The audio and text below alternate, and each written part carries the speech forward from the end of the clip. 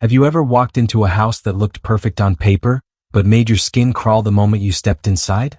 It's a specific kind of chill that has nothing to do with the thermostat. Today we are pulling back the veil on why a narcissist's home always feels freezing and carries the unmistakable scent of a psychological tomb. You know that feeling. You cross the threshold and the air just changes. It's like the oxygen gets thinner and the light loses its golden hue. It doesn't matter if there are expensive candles burning or if the heater is cranked to 80. You are shivering because you've entered a space where the human soul has been evicted. It's a sensory mismatch that leaves you feeling dizzy and disconnected. On the surface, everything might be curated, clean, and perhaps even luxurious. But underneath the bleach and the designer pillows, there is a lingering staleness. It's the smell of something that has been stagnant for far too long. A quiet, heavy sense of decay. Think back to the first time you felt it. Maybe you dismissed it as your own anxiety or a bad mood. You told yourself you were being judgmental. But your body knew better. Your nervous system was screaming that this wasn't a home, it was a stage. A beautifully decorated set where no one is actually allowed to live or breathe. Why does it feel so cold? Because a home is supposed to be a hearth. It's supposed to be the place where emotional warmth is generated through connection, vulnerability, and shared laughter. But in the narcissist world, those things don't exist. There is no fire in the fireplace even when the logs are burning. It's just an illusion. This coldness isn't accidental. It's a reflection of the person who curated the space. If the person inside is hollow, the rooms they inhabit will inevitably echo that emptiness. You are essentially walking into the physical manifestation of their internal landscape. A place where nothing grows, nothing thrives, and nothing is truly real. And then there's that smell. Not a literal scent of garbage, but something more haunting. It's the smell of corpses, the metaphorical remains of every version of yourself you had to kill to stay there. It's the scent of buried dreams and discarded truths. It lingers in the drapes and settles into the carpet like a fine, toxic dust. You find yourself whispering in these rooms. You walk on eggshells not just to avoid their rage but because the house itself feels fragile. Like a museum where the do not touch signs are invisible but everywhere. You realize you aren't a guest or a partner. You are an exhibit.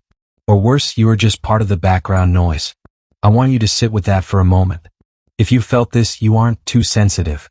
You aren't imagining the shadows in the corners. You are picking up on the reality of emotional death. This video is for anyone who has lived in that freezer and wondered why they couldn't stop shivering. We're going to find out what's really under the floorboards. We are going to explore the mechanics of this destruction. We are going to look at why their palace is actually a morgue and what that does to your spirit. By the end of this, you'll understand that the cold wasn't yours to fix. It was theirs to inhabit. Let's look at the psychology behind the hollow house.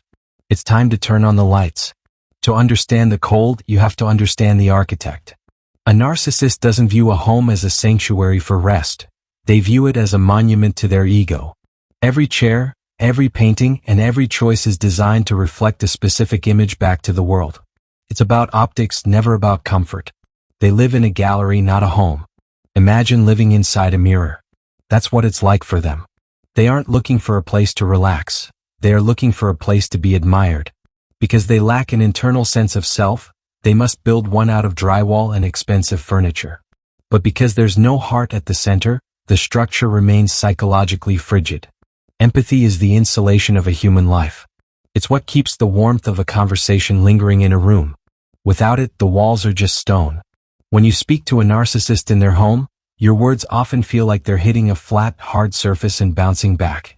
There's no absorption, no depth, just a cold, hard echo. They use the home as a weapon of control. The cold is often a deliberate choice to keep you off balance. By maintaining an environment that feels sterile or unwelcoming, they ensure that you never feel truly at home. If you never feel safe, you are easier to manage. You become a transient in your own living room, always ready to flee. Have you noticed how they react when you try to add life to the space? Maybe you brought in a plant or some colorful art or just a bit of healthy clutter. They treat it like an invasion. To them, your personality is a smudge on their perfect glass. They need the house to stay dead so they can remain the only living thing in it. The smell of corpses we talked about is actually the scent of stagnation. In a healthy home, energy flows. People change, grow, and resolve conflicts. But in the narcissist's house, time stands still. The The same arguments happen for decades. The same lies are told. It's a closed loop. And anything that doesn't move eventually begins to rot. They are the keepers of the graveyard. They spend their lives burying the parts of themselves they hate, their shame, their inadequacy, their fear. They shove these corpses behind the walls of their beautiful home. You can smell the decay because you are the only one willing to admit the bodies are there. They will just keep smiling. This is why you feel so exhausted after just a few hours in their presence. Your brain is working overtime to reconcile the visual beauty with the emotional toxicity. It's like eating a plastic fruit that looks delicious but tastes like chemicals. It's an assault on your senses that leaves you depleted, confused, and deeply, deeply cold. They want you to believe that the problem is you.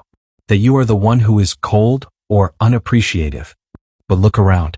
Is there any evidence of love in those rooms? Is there a single corner where you are allowed to be messy, loud, or real? Probably not. You are living in a tomb that was built for someone who died a long time ago. This psychological breakdown is the first step to your freedom. Once you realize the cold isn't a thermostat issue, you stop trying to fix the heater. You start realizing that no amount of blankets can warm up a house built on a foundation of lies. The rot is structural. It's in the blueprints. And it's time to see the cracks in the foundation. There comes a moment when the facade finally slips. Maybe it was a small mistake you made, or perhaps you just stopped playing your role. Suddenly, the perfect home reveals its true nature. The masks drop, and the atmospheric temperature plummets to absolute zero. This is the turning point where the museum becomes a prison for you. You look at them across the dinner table and realize there's nobody home. The eyes are flat. The voice is a monotone weapon. The house that once felt like a status symbol now feels like a cage. You realize this smell of corpses isn't coming from the basement, it's coming from the person sitting right in front of you. It's a chilling clarity. It's the silence that hits the hardest. Not the peaceful silence of a sleeping house, but the heavy, aggressive silence of a predator waiting. It's a silence that demands you apologize for things you didn't do. It's a silence that fills the rooms until you feel like you're drowning. And in that silence you finally hear the truth. You start to see the house for what it really is, a collection of props. That expensive sofa isn't for sitting, it's for showing. That kitchen isn't for cooking, it's for posing. You realize you've been living in a curated lie. The warmth they promised was just a neon sign that they turned off the moment they got you inside the door. The power shift happens when you stop trying to light the fire. You stop bringing the warmth, the empathy, and the effort. And when you stop, the house goes dark. You see that you were the only source of light in that entire structure. Without your energy to feed on, the narcissist begins to wither. The cold starts to consume them too. They don't like it when you stop being their battery. They will try to provoke you to spark a flame of anger just so they can feel some heat. They would rather have a house on fire than a house that is truly empty. But you stay still. You stay cold. And for the first time you see the panic in their eyes. The master of the tomb is afraid. This is the psychological plot twist. You were never the victim of the house. You were the one keeping the house alive. You were the only thing that wasn't a corpse in that building. As you pull your energy back, the reality of their dead existence becomes undeniable. The smell of decay becomes too strong for even them to ignore. The walls start to feel thinner. The secrets start to leak through. You notice the dust on the perfect shelves and the stains on the flawless floors. The spell is broken. You aren't seeing a palace anymore. You're seeing a run-down, drafty shack held together by sheer willpower and cruelty. It's a pathetic sight once you see it. You realize that you don't belong here. You were never meant to live in a morgue. Your warmth was a gift they tried to steal, but they couldn't hold on to it because they didn't have a soul to keep it in. You are a living, breathing being in a world of cardboard cutouts. The realization is terrifying, but it is also the beginning of your exit. So you stand up. You stop whispering. You let your footsteps fall heavily on the floor. The cold doesn't scare you as much now because you know where it's coming from. It's not your cold. It's theirs. And as you prepare to walk toward the door, you realize the air outside is much, much warmer than you remembered. The sun is still there. When a narcissist's home collapses, it doesn't happen all at once. It's a slow, agonizing rot. The lies they've told begin to contradict each other, and the structural integrity of their reality fails. The smell of corpses becomes an overwhelming stench of failed manipulation. They are losing their grip, and the house reflects their panic. The consequences of living in this environment are etched into your very bones. You might notice your health failing, your hair thinning, or your eyes losing their spark. This is what happens when you breathe in psychological decay for too long. You are literally being poisoned by the atmosphere of a person who cannot love. It's that deep. Look at the narcissist now. Without your light to mimic, they look gray. They look like the shadows they've been hiding in. They might become more obsessive about the house, cleaning frantically or buying new things to fill the void. But it's no use. You can't fix a soul-level problem with a new coat of paint. The rot is inside the walls. The cold now becomes a weapon of spite. They will use the environment to punish you for seeing them clearly. They might withhold basic needs, sleep, peace, or even physical warmth, just to prove they still have power. It's the final desperate act of a ghost trying to haunt a house they no longer control. It is dark, honest, and ugly. You see the human detail of their failure. The missed bills, the neglected chores, the piles of things they bought to feel special, that are now just clutter. Their life is a wreckage of almosts and used to best. The corpses are starting to pile up in plain sight, and they no longer have the energy to dig the graves. It's over. Every room tells a story of a betrayal. The bedroom where you were gaslit. The kitchen where you were belittled. The hallway where you were ignored. These aren't just spaces anymore, they are crime scenes. And as you walk through them, you realize you can't live at a crime scene forever. You have to stop being the witness to your own murder. The harsh truth is that they will never change the temperature. They will die in that cold, surrounded by their perfect things, wondering why no one stayed to keep them warm. It's a lonely, stagnant ending for someone who refused to be human. They chose the mirror over the hearth, and now they have to live with the reflection. You might feel a pang of pity, but don't let it fool you. That pity is just more fuel for them to burn. They will use your kindness to pull you back into the freezer. Remember the smell. Remember the chill. Remember the way your heart felt like it was turning to ice. That wasn't love. That was the slow-motion destruction of your soul. The consequences for you are a long road of thawing out. You will have to relearn what it means to feel safe. You will have to scrub the scent of their decay off your skin and out of your mind. It's a process of deep, spiritual detoxification. But it's the only way to save the living part of you that's left. You have to leave the morgue. As the facade finally crumbles into dust, you see the narcissist for what they always were. A small, frightened child hiding behind a wall of expensive rubble. The deadly destruction was their only way of feeling powerful.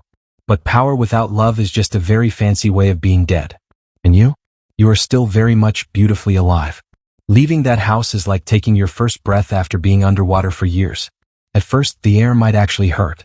The warmth of real life can feel overwhelming when you've been conditioned to the cold. But don't turn back. Your lungs are just remembering how to work. Your heart is just remembering how to beat for itself. You're going to find a new space.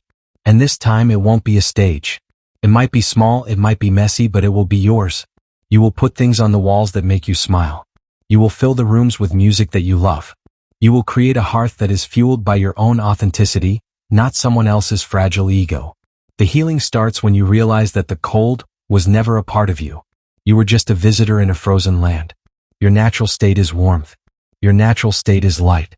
Like a plant that's been kept in a dark basement, you might look a bit wilted right now, but the moment you hit the sunlight, you are going to start to grow. Speak directly to that pain. Acknowledge the years you spent shivering. Forgive yourself for staying in the morgue as long as you did. You were trying to be a heater for someone who didn't want to be warm. That wasn't a failure of your character. It was a testament to your strength.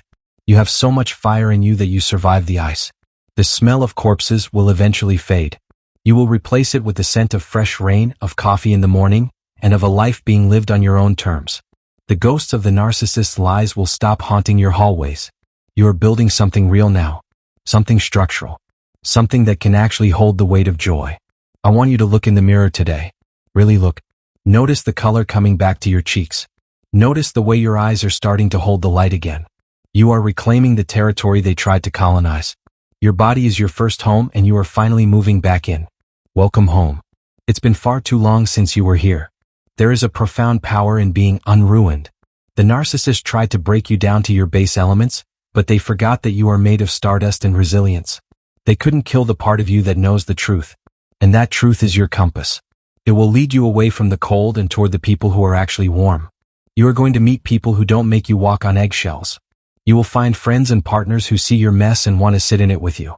You will learn that a real home is where you can be ugly, loud, and broken and still be loved. That is the warmth you deserve. That is the fire that actually sustains a human life. Take a deep breath. Can you feel it? The air is clear. The corpses are gone. The cold is a memory. You are standing in the sun, and for the first time in a long time you are safe. The narcissist can keep their museum of mirrors. You have the whole wide world to explore. And you are bringing your own light wherever you go.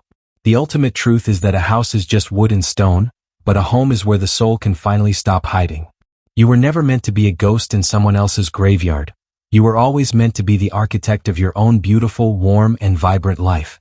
You didn't just survive the cold, you became the sun.